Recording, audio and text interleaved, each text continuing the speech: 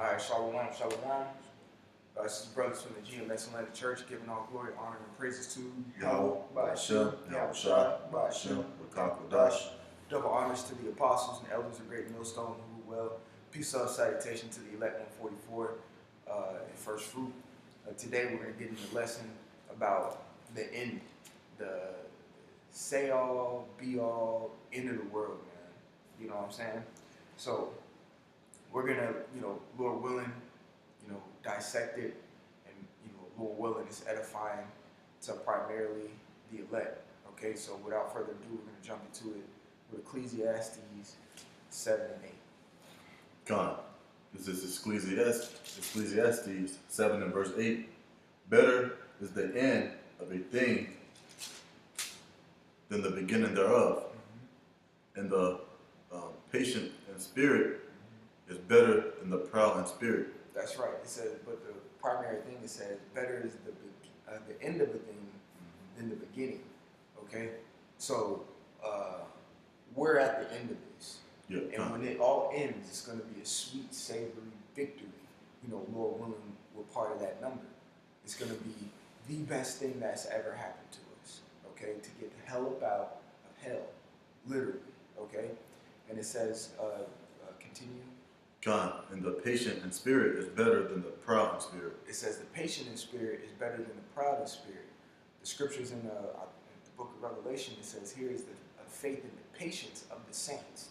Okay, so a saint is going to be proud. Okay, and like the scriptures say, when you get this truth, you receive it in all meekness. Okay, and also the scriptures liken us into a sheep. Okay, a sheep is not proud. It's very humble. It's very gentle. It's you could say chill or whatnot. Okay, it follows the leader, all right, and it's extremely patient. Okay, it's the same way we need to be. Anyone who's proud in this thing is hasty to do anything. Okay, anyone who's proud to be whatever, he's hasty. Therefore, if you're being hasty or quick, that means you're going to fall out and you're going to want to do things on your own. You're going to want to change up the doctrine. You can't wait on your Yahweh Shai. You lost patience. And the scriptures, I think, talk about that. Woe to them who lost patience. Okay? Yeah, it's in Ecclesiastes 2. Ecclesiastes 2. So it says, reread that again. Con. Ecclesiastes 7 and 8. Better is the end of a thing than the beginning thereof. And the patient in spirit is better than the proud in spirit. That's right. So with that being known, we have to be patient in this thing. So you can get Mark 13 and 7. Okay. Con. This is Mark 13 and verse 7. And when ye hear of wars and rumors of wars, be ye not troubled, for such things must needs be. Hey, you see that? And when you hear wars and rumors of wars, be ye not troubled. Meaning don't be all frantic and astonished and surprised. Okay? You knew these things were going to happen.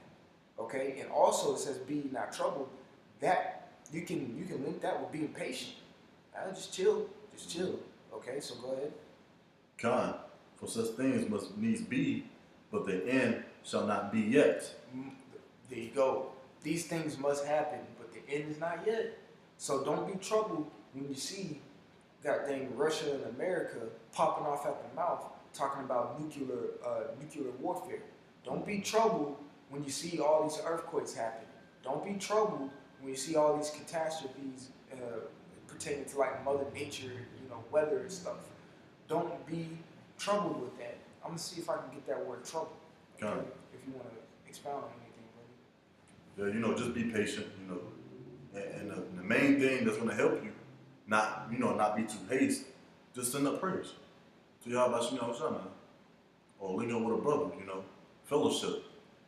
See what's going on. That brother can probably build you up through the spirit of Yahweh Shai. Be humble, be patient. Just relax and chill. Send up prayers, Yeah, the water Yahweh Shai for allowing these prophecies to happen. We can see that the end is really, really close. Please give me the spirit, to calm down, and rebuke those demons, man. That's just the best way to do it. Go to the Heavenly Father first and His Son, and you got it, bro. That's right. That's perfectly said, bro. Because if you go into the Heavenly Father and the Son, you ain't panicking. You ain't, you ain't too hasty. You ain't proud. Yeah, come.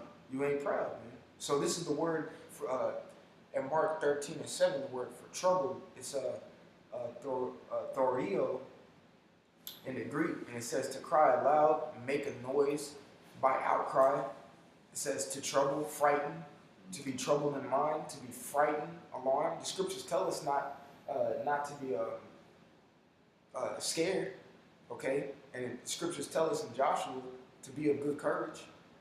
He says, I command thee. Okay, this is the Strong's definition. It says to wail, to clamor, to frighten, trouble. And that there's Greek lexicon, it says to cry aloud, make a noise by outcry, to trouble, frighten, to be troubled in mind, to be frightened. So reread Mark 13:7.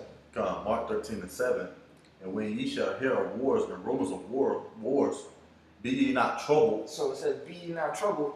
Don't cry aloud. Don't make a noise by outcry. Don't be frightened. Don't be alarmed. We shouldn't be alarmed. We're the one sounding the alarm. Mm-hmm. Okay? We're the one sounding the alarm. It says, don't be troubled in mind. So you can finish it off. Yeah, and the scripture say, hey, fear not, man. That's right. Don't fear the things of this world. The only person you should fear is Yahweh and Yahweh Shah. You know? That's right. But want me to continue on? Yeah, you can finish that one. Come. For such things must needs be, but the end shall not be yet. These things need to happen, but the end should not be yet. But what we're going to do in this lesson is we're going to show what the end is going to be. Okay? It's going to be into y'all's, I'm speaking to the wicked, to y'all society, y'all's little world, that y'all little la land that you're living in right now, that this hell that we're living in, which y'all consider heaven, okay? We're gonna get scriptures to show you the end of it, and we're patiently waiting on that. Because like we read in Ecclesiastes 7 and 8, better is the end of a thing than the beginning. Mm-hmm. The beginning of this stupid ass society has been whack since whatever, but the end is gonna be sweet and it's gonna be better than when the inception of this crap, came about, man. So with that, let's jump to that 1 Corinthians, brother. God. 1 Corinthians 15:24. Because Yahweh by Hashem Yahweh by Hashem HaKadosh is going to bring an abrupt end to this society, to this place, to this world, and it's going to be a sweet thing to see, Lord willing. We're part of that number. Matter of fact, just do a quick synopsis on that dream because you had, bro, because you saw it. God, oh yeah. The day before yesterday, and I was in a deep sleep, and I believe I got beamed up some kind of way. And like you were saying, how it's like we woke up from like a dream, and then we in a chariot or something like that. Twinkling of the eye. Yeah, I was in the I believe it was a chariot, and it had like earthly crystals in there. Like if you've seen a movie with like the Silver Surfer, that's what the crystals look like. Like when you look at it, it reflect off you. You can see yourself and you can actually see through it. So I was standing on it, and I looked up at the ceiling, and the crystal was like going in a wave like this in a circle though, in a 360. Like hovering. On the top of the ceiling or whatever. And then above that was like actual glass, like crystal, and you could see through it. And at the bottom, I was standing. It looked like I was hovering, but I was actually standing on some crystals too. And then it was the same thing as the top. The crystals that was hovering. It was the same thing around my foot. It was like 360. And then as I looked down, but below that, there was another crystal, foundation. And you can see through it. And then when I was looking through it, I could see missiles hitting Babylon. And I could see like the waves of fire coming, like the destroying wind. I saw that east wind. It was just spreading like wildfire. It was spreading everywhere. Then it turned to that lake of fire. And then I looked at my hands. I was like, I wasn't scared of nothing. It was just like I knew what was going on. I was just like, like damn. That's right. But that was a dream. I woke up. You know?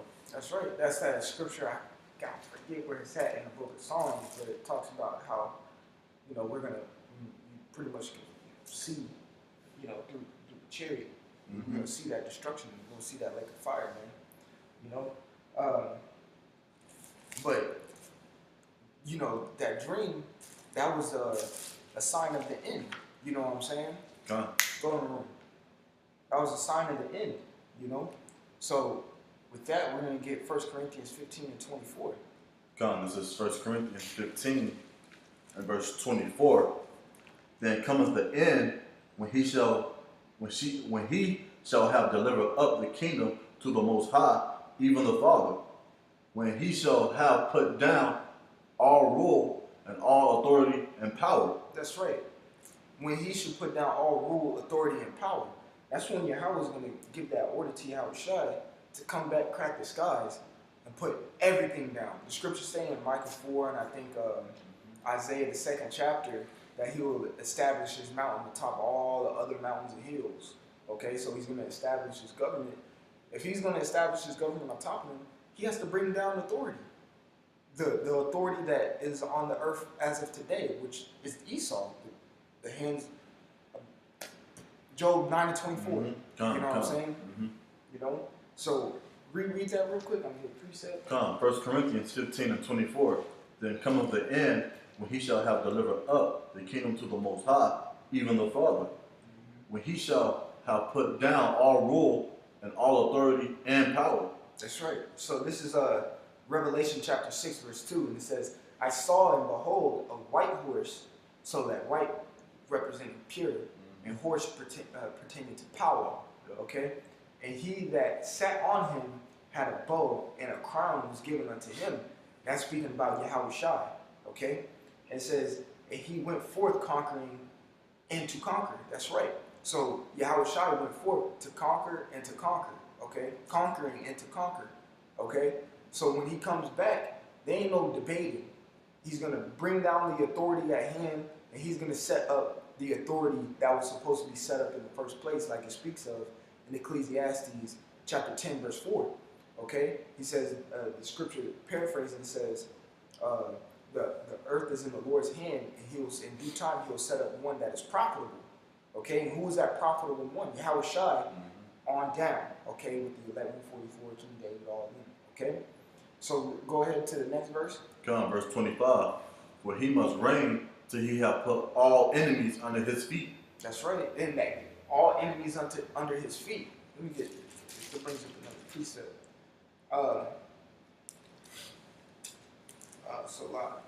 I think it's in the book of Psalm. It's in the book of Psalm. Reread that while I find it. Come, verse 25. For he must reign till he have put all enemies under his feet. He must reign till he has put all enemies under his feet. Prime example, King David, he reigned until all enemies was under his feet in order to give who? Solomon, in the spirit, Yahushua, a peaceful kingdom. Okay? All enemies were under his feet. Okay? Let's see if I can find this real quick.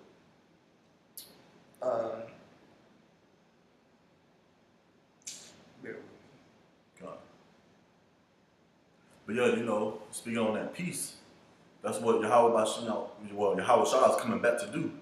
There's going to be peace on earth forever, starting with the house of David on down, and that's mainly what we need. There's no peace on this earth right now, when the wicked is in authority, when Esau is doing all these things to us, there's no fresh air, there's no fresh food.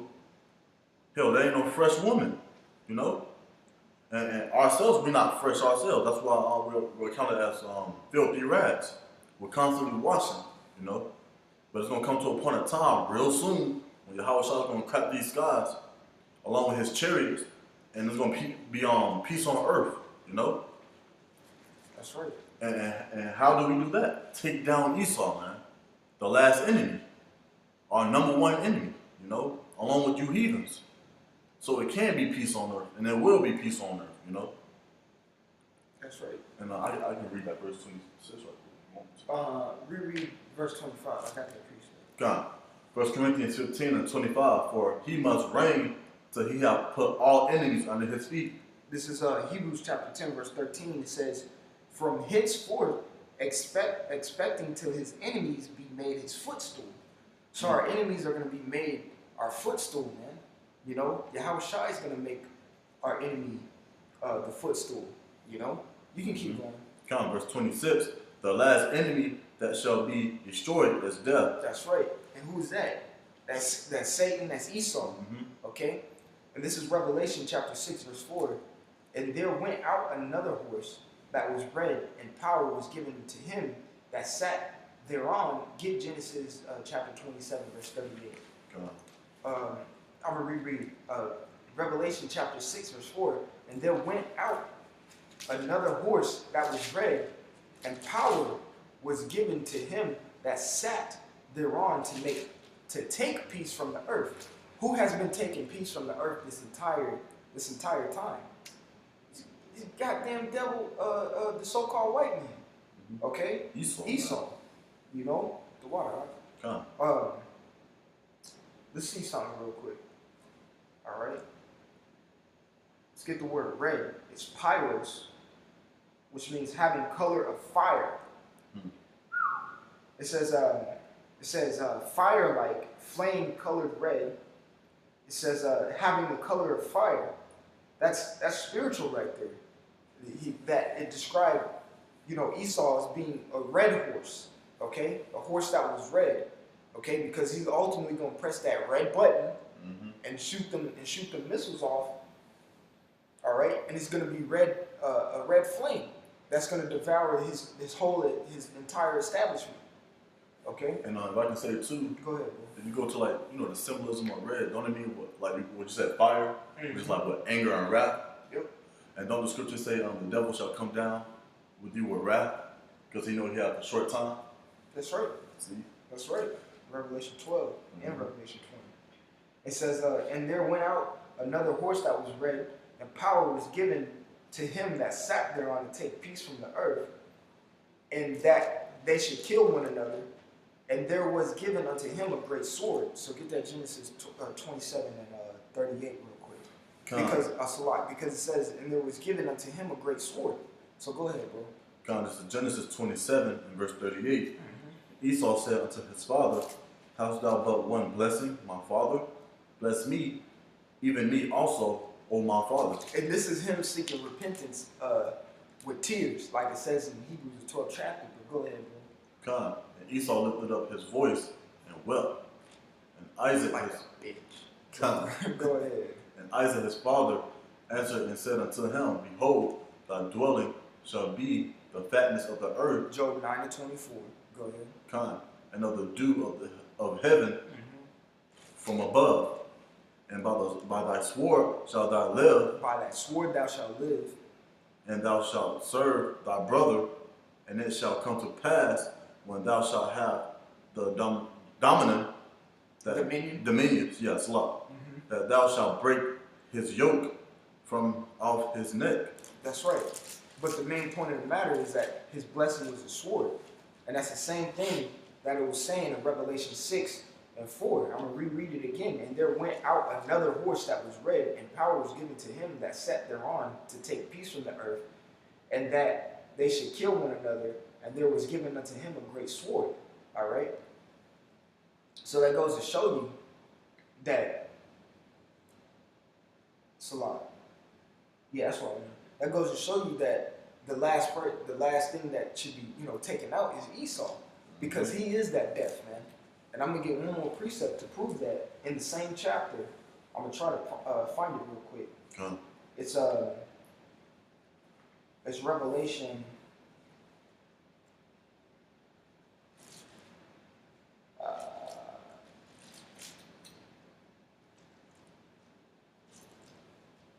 I'm trying to bear with me. You can say something. Yeah, but oh, I found it. Okay, it says Revelation chapter 6, verse 8, "And I looked, and behold, a pale horse." It says, "And his name that sat on him was Death, and hell followed with him. And power was given unto them over the fourth part of the earth to kill with the sword, and with hunger, and with death, and with the beast of the earth." It's Esau, man. Yeah. You know, a pale horse. Okay? Let's get that word pale real quick. Because Esau has gone through this entire, you know, earthly establishment Mm-hmm.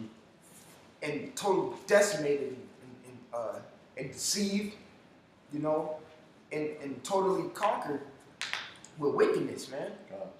That word for pale is chloros in the Greek, which means a yellowish pale. Let's go down. Let's see if it has anything. It doesn't really say anything for it. It doesn't say too much for it. You know, But when- Esau probably, you know. Yeah, but when you see like someone who's pale, especially when an Edomite dies, their skin turns pale. Mm-hmm. That means they're dead. All right, which is a representation of death. That's why I call it the pale horse. Okay, and what followed him was death and hell.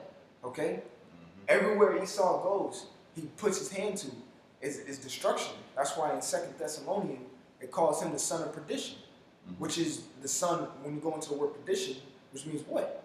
Destruction. Yeah. Okay? All right, if you got anything, bro.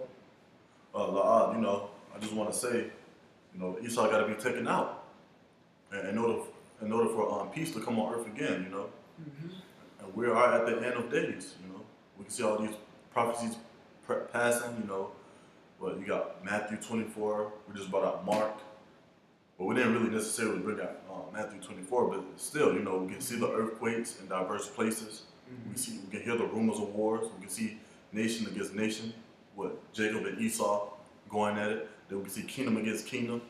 We can see them come cutting off the dollar and all these other things, like there's Syria and Korea and all these other Russia. Yep. You know, we see all these things coming to pass.